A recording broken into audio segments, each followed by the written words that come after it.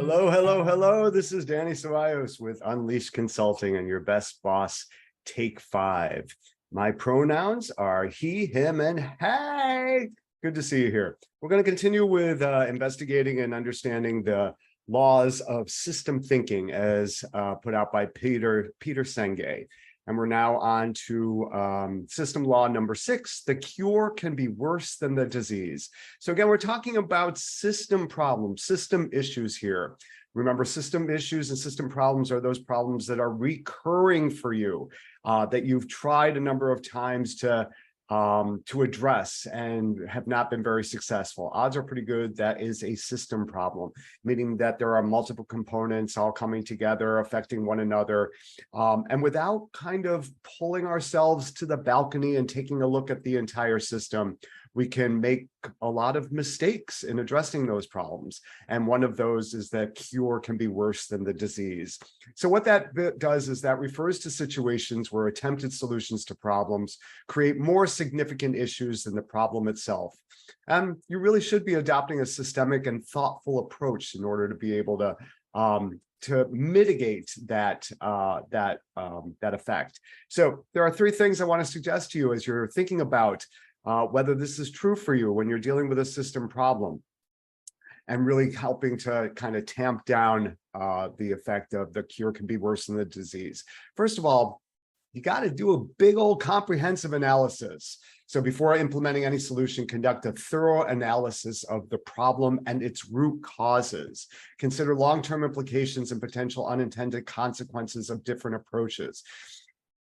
So again, take a breath, pull out, take a look, see if you can start to uncover what is going on below the surface of the problem. And then below the surface of that, see if you can really get to the root cause. There's a great approach called the 5 whys analysis.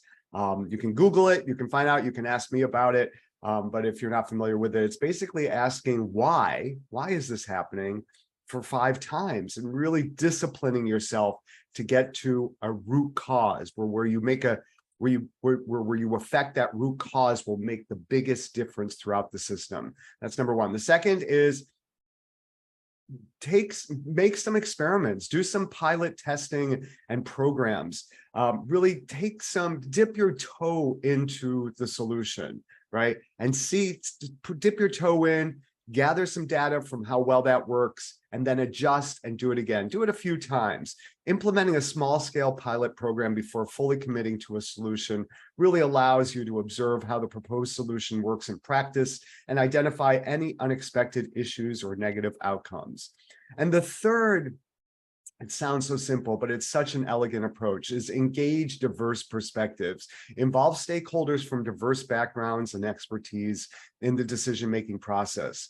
By incorporating various viewpoints, blind spots and potential negative consequences can be identified and addressed. So this is super important, right? It's a mistake to think that we can handle system problems on our own.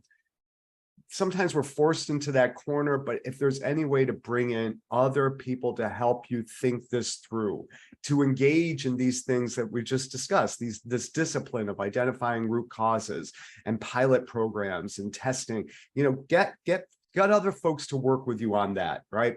And especially because all of you can help each other uncover blind spots that are so hard to see when you're doing this all alone.